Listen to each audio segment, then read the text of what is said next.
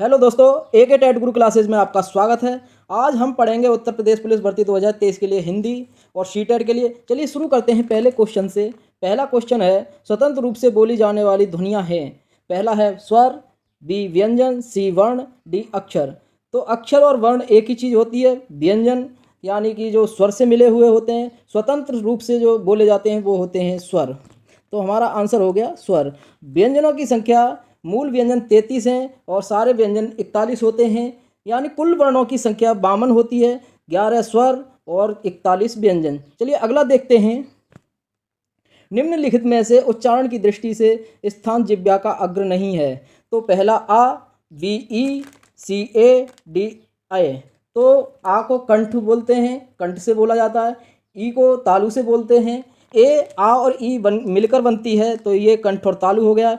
ए भी कंठ और तालु हो गया। तो हमारा इसमें आंसर होगा पहला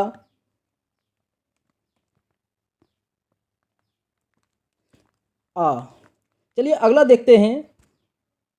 हिंदी वर्णमाला में अंग और आह क्या हैं। तो इसे स्वर कहते हैं, व्यंजन कहते हैं, आयोगवाह कहते हैं, संयुक्त अक्षर कहते हैं। तो इसे हम आयोगवाह कहेंगे। हमारा आंसर आयोगवाह हो गया।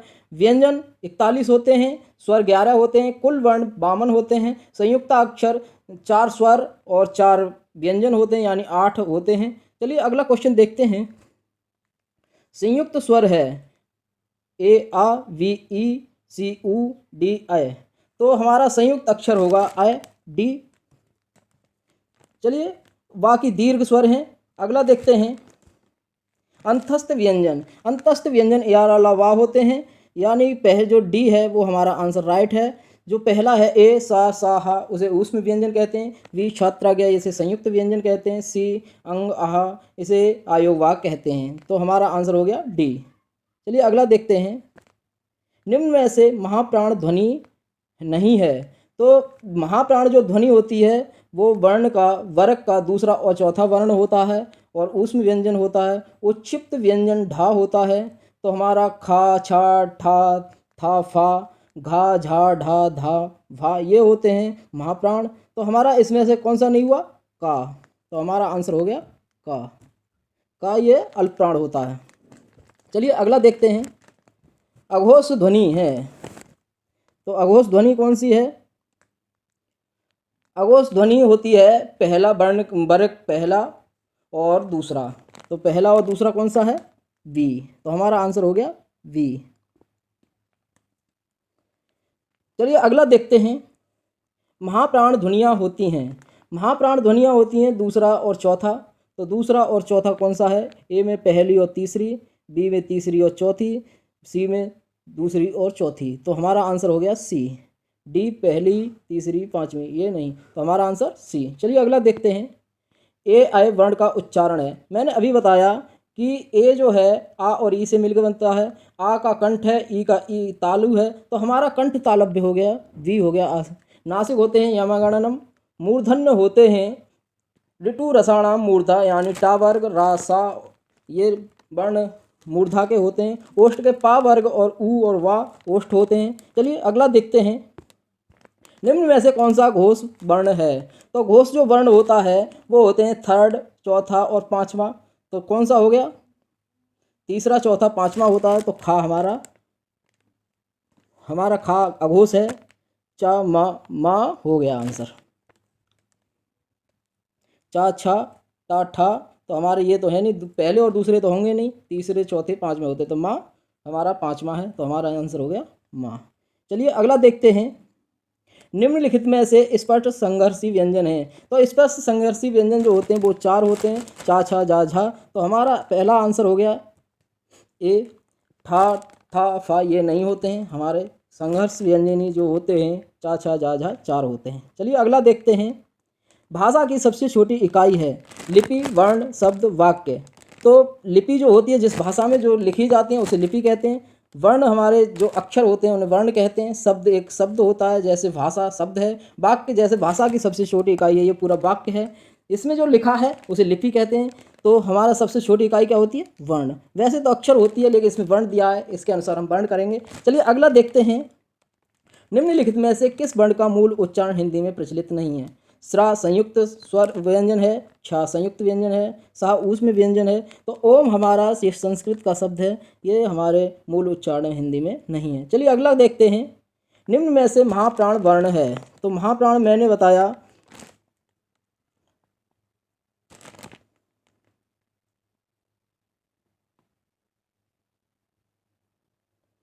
महाप्राण दूसरा और चौथा होता है। तो महाप्राण वर्ण कौन सा हो गया? जैसे का खा ता था, तो हमारा ता था दूसरा हो गया। चलिए अगला देखते हैं। खा है अघोष व्यंजन, अल्प प्राण व्यंजन, घोष व्यंजन, विवृत व्यंजन। तो अघोष और घोष जब देखें तो हमारा घोष होता है तीसरा चौथा पाँचवा। तो तीसरा चौथा पाँचवा यानी ये दूसरा है, तो ये तो होगा नहीं। तो दूसरा अघोष होता है, तो हमारा आंसर हो गया अघोष।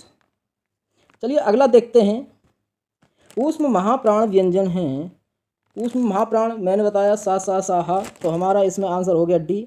ऊष्म महाप्राण व्यंजन सा हा होता है, खा चा टा ये नहीं होते हैं। चलिए अगला देखते हैं। ज्ञा को वर्णमाला में माना जाता है संयुक्त व्यंजन, स्वर, संधि, अनुस्वार, व्यंजन। तो हमारा संयुक्त व्यंजन माना जाता है ज्ञा को। चलिए अगला देखते हैं। निम्न में से कौन सा वर्ण स्पर्श संघर्षी है? तो स्पर्श संघर्षी मैंने बताया चा छा जा झा होता है, तो इसमें झा हो गया हमारा आंसर। सा टा हा ये नहीं होते हैं। चलिए अगला देखते हैं। निम्नांकित में से सघोष ध्वनि कौन सी है? तो सघोष ध्वनि कौन सी होती है? तीसरा चौथा पाँचवा। तो ता था ता पहला है, दा धा ये भी नहीं है, ता था दा धा ये है चौथा, तीसरा और चौथा वी। पाफा ये पहला दूसरा है, काखा ये पहला दूसरा है, तो ये तो है नहीं। हमारा कौन सा है? थर्ड फोर फाइव ये होते हैं, तो दा धा। चलिए अगला देखते हैं। आयोग वह कहा जाता है विसर्ग को, महाप्राण को, संयुक्त व्यंजन को, अल्पप्राण को। तो विसर्ग को कहा जाता है आयोग वह। चलिए स्त्रीत्व शब्द में कौन सी संज्ञा है? स्त्रीत्व संज्ञा में जातिवाचक संज्ञा है, व्यक्तिवाचक संज्ञा है, भाववाचक संज्ञा है, द्रव्यवाचक। तो संज्ञा 5 प्रकार की होती हैं। जातिवाचक, व्यक्तिवाचक और भाववाचक, द्रव्यवाचक, समूहवाचक। जातिवाचक जैसे नदी और व्यक्तिवाचक जैसे नदी का नाम गंगा, समूहवाचक जैसे पुलिस, द्रव्यवाचक जैसे दाल सोना आदि, भाववाचक जैसे इसमें भाव दिख रहा हो जैसे स्त्रीत्व। ये संज्ञा हो गई हमारी भाववाचक। चलिए अगला देखते हैं। निम्नलिखित में से कौन सा शब्द संज्ञा है? नारी, वीर, थकान, दूर। नारी हमारी जो शब्द है वो जातिवाचक संज्ञा है। नारी पुरुष जातिवाचक होते हैं, जो उनके नारियों के नाम बोलते हैं वो व्यक्तिवाचक होते हैं। तो हमारा आंसर ए हो गया। वीर, थकान, दूर आदि ये हमारी क्रिया हैं। चलिए अगला देखते हैं। निचाई शब्द है जातिवाचक संज्ञा, व्यक्तिवाचक संज्ञा, भाववाचक संज्ञा। तो इसमें से ये हमारा आंसर भाववाचक संज्ञा में आ गया। चलिए अगला देखते हैं। निम्नलिखित में से कौन सा शब्द व्यक्तिवाचक संज्ञा है? तो मैंने बताया व्यक्तिवाचक किसी का नाम, नदी का, व्यक्ति का किसी का नाम हो। गाय, गाय हमारी जातिवाचक संज्ञा आ गई। पहाड़ हमारी जातिवाचक आ गए। फल हमारी जातिवाचक है। यमुना यानी नदी का नाम है, नदी जातिवाचक होती है, उसका नाम व्यक्तिवाचक होता है। हमारा आंसर डी हो गया। चलिए अगला देख। निम्नलिखित में से कौन सा शब्द भाववाचक संज्ञा नहीं है? मिठाई, उतराई, चतुराई, लड़ाई। यानी लड़ाई हमारा भाववाचक संज्ञा नहीं है। मिठाई भाववाचक संज्ञा है, उतराई भाववाचक संज्ञा है, चतुराई, लेकिन लड़ाई पूरा शब्द है हमारा। मीठे से मिठाई बनती है, उतरने से उतराई बनती है, चतुर से चतुराई बनती है, लेकिन लड़ाई हमारा पूरा लड़ाई झगड़ा पूरा शब्द होता है। चलिए अगला देखते हैं। अव्य से निर्मित भाववाचक संज्ञा। अव्य होता है जिसका कोई खंडन नहीं किया जाए, जैसे तोड़ा नहीं जाए। तो इसमें से वीर, ता ये भी टूट गया। दूरी, दूरी को ये ही अव्य है। दूर को दूरी, दूरी हमारा पूरा शब्द है, अव्य शब्द है। चलिए अगला देखते हैं। निम्नलिखित में से जातिवाचक संज्ञा नहीं है। तो जातिवाचक मैंने बताया है पुरुष, नारी ये जातिवाचक होते हैं। गुरु, गुरु जातिवाचक संज्ञा होती है। धैर्य जो है वो भाववाचक संज्ञा है। चलिए अगला देखते हैं। निम्नलिखित में से भाववाचक संज्ञा है। भाववाचक जैसे वीर, शत्रुता, मनुष्य, गुरु। तो भाववाचक कौन सी हो गई? शत्रुता। शत्रुता दिखाई जा रही है, अपना भाव दिखाया जा रहा है, तो हमारी इसमें संज्ञा हो गई शत्रुता। अगला है जातिवाचक संज्ञा है लड़का, सोना, सेना, श्याम, दुख। तो ये दुख हमारा भाववाचक है, श्याम हमारा व्यक्तिवाचक है, सेना समूहवाचक है, लड़का जातिवाचक है। अगर लड़के का नाम कोई होता तो वो व्यक्तिवाचक हो जाता। चले आयोग शब्द है द्रव्यवाचक, भाववाचक, समूहवाचक, व्यक्तिवाचक। तो आयोग कैसा शब्द है? आयोग में बहुत सारे लोग होते हैं, बहुत सारी समितियाँ होती हैं, तो हमारा ये समूह दर्शा रहा है, तो समूहवाचक संज्ञा होगी। अगला देखते हैं, कौन सा शब्द विशेषण से बनी भाववाचक संज्ञा नहीं है? तो निपुणता, सुंदरता, हरियाली, ईमानदारी।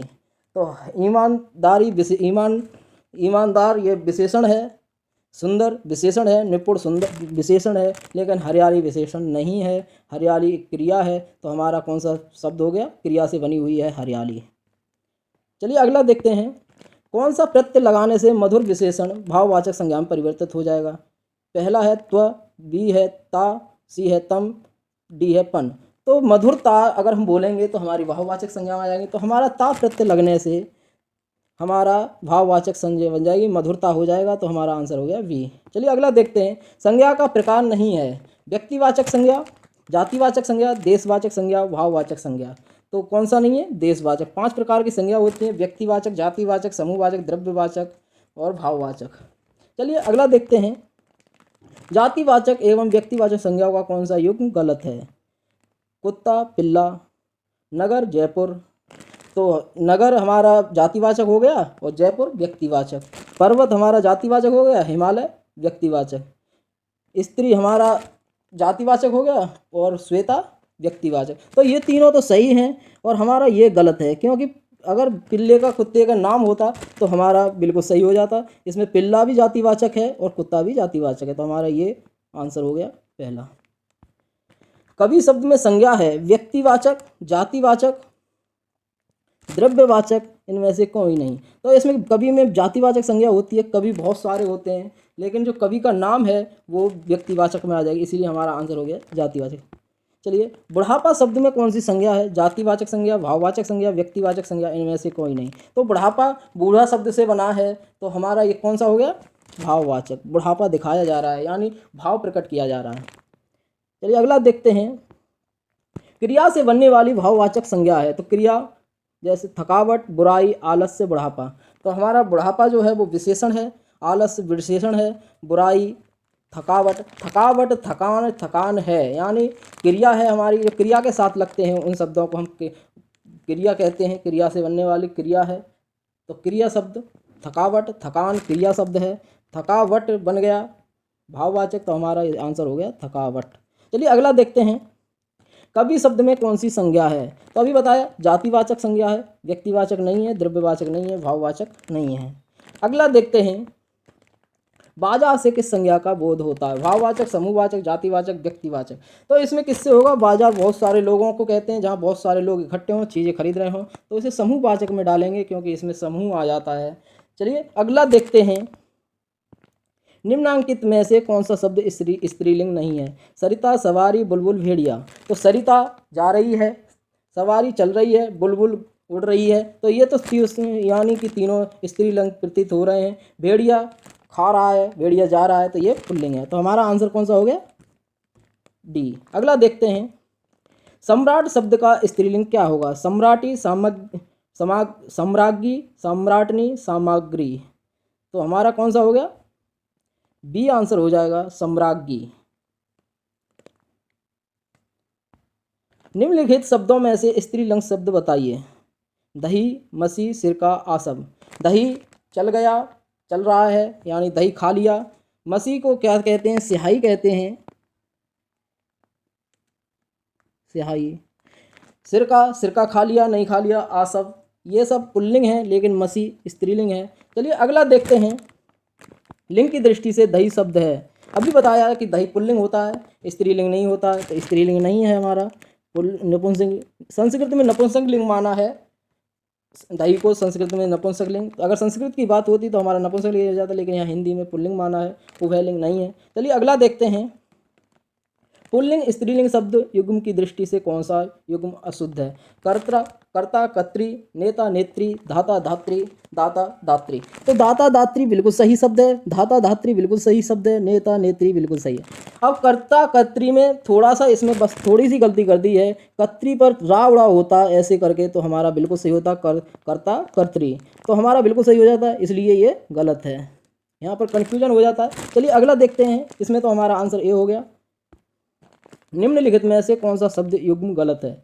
जुलाहा, जुलाहिन, रुद्र, रुद्राणी, भाट भाटी, पंडा पंडाइन। तो जूल्हा जुल्हाइन बिल्कुल सही है, रुद्र रुद्राणी बिल्कुल सही है, पंडा पंडाइन बिल्कुल सही है। भाट भाटनी होता तो सही होता, भाट भाटी नहीं होता। भाट भाटी एक ही शब्द है, भाटी कह लेते हैं, भाट कह लेते हैं, लेकिन भाटनी होता तो हमारा बिल्कुल सही होता। तो हमारा ये आंसर हो गया सी।